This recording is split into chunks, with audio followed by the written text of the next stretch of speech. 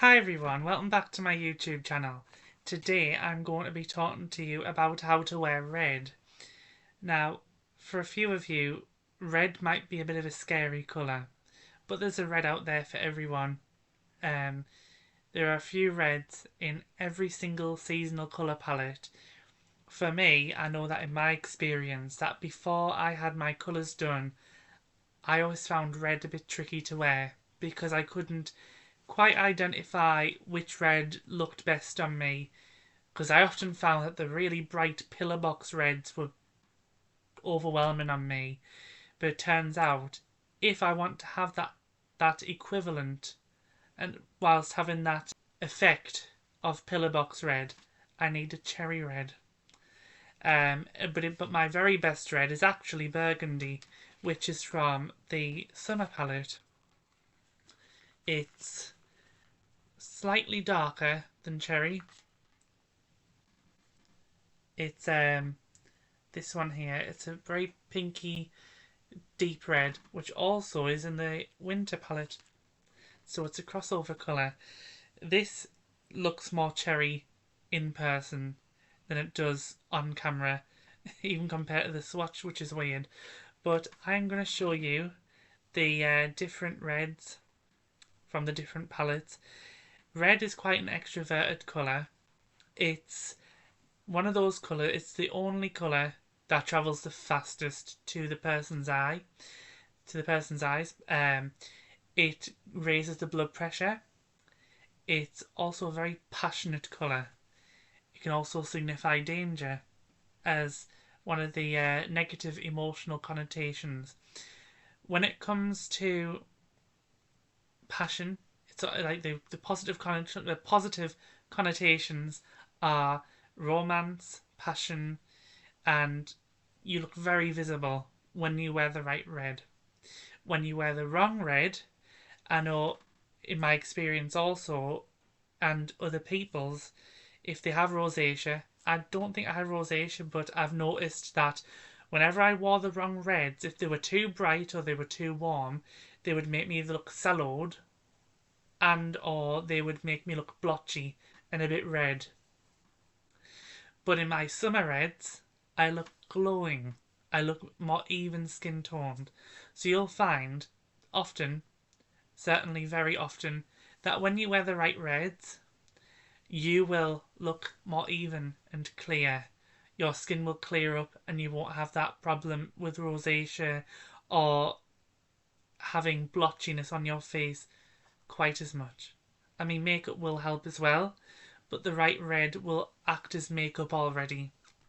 So, let's get started with the colours, shall we? So we'll start off with spring. You have light, bright, clear, warm reds.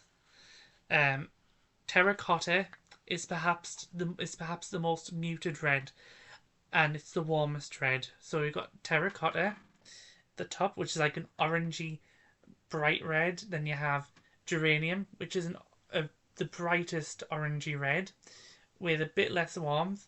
Poppy is a true red, which everyone can wear. Everyone can wear true red. It can go with any colour from different seasons. It's just a miracle worker, that colour. Everyone will suit true red. So on some people it's a wow colour, but everybody will suit true red. And that's all for the spring ones. And the next ones are the summer palettes, which is mine. And I love these ones. You can get a raspberry red, but we don't have a swatch for that. I don't have a swatch for that. So we have burgundy, which I've shown you already. There's cherry, which is slightly lighter and brighter. And at the bottom we have a coral red, which is the warmest red, which is a bit like an autumnal red in comparison to the other ones. It can also pass as a spring kind of red because coral is in the spring and autumn palettes. So if you want to go for a more spring look, go for or an autumnal look, go for a coral red. Okay, so speaking of autumn, we'll move on to autumn. So you have a good few reds. Chestnut is like a reddy brown if you want to have an extra red for yourself, but it's more in the neutrals zone. You have brick, which is a slightly softened orangey red. Then you have geranium, which crosses over with spring. Rust is a very deep orangey red. It looks deeper than it in person than it does on camera. I'm going to show you the swatches as well up here. And that's all for the autumn ones. Now, winter have scarlet, which can act as a true red, and it is this one here. It looks slightly more orangey on camera, but it is cool. It can definitely pass into the cool zone of winter. Then you have carmine, which is a deeper pinky red, which is a bit bolder than cherry, but it's quite close. I can wear carmine as well because I'm not that far away from winter. I am the closest to winter out of all of the other seasons. So I'm a summer, but I border with winter because I'm a dark, cool summer. And I share that dominance of coolness from winter. So I can wear and steal some colours from winter. Because I love those ones too.